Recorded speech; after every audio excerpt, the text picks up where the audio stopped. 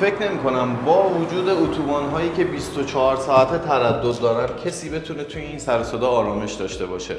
خب راهکار چیه؟ ببین جداره اول پنجره اگه به صورت استاندارد اجرا بشه، یعنی شیشه، پروفیل، یراق، نصب، همه اینا استاندارد باشه، تا 80% میتونه از این حجم صدا رو برای شما کم بکنه.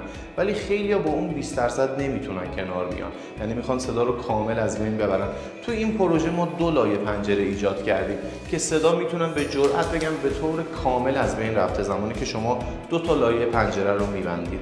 خب حالا پارامترهایی که میتونه توی عایق بندی پنجره به ما کمک بکنه، همونطور که تو پست‌های قبلی بهتون گفتم، یکیش پهنای پروفیل بود، یکیش استاندارد بودن شیشه و ضخامت لایه‌های شیشه، یراقالاتمون بود که تو بحث کیپ شدن خیلی تاثیر مهمی داشت. تمام اینا زمانی که با هم جمع میشه یک پنجره عایق رو به شما ارائه میده که شما میتونید از شر این سر و صداها در امان باشید. حالا راهکارهای مختلف رو تو پست‌های بعدیمون بهتون میگم. اگه سوالی داشتید قطعا برای ما کامنت بکنید، در خدمتتون هستیم.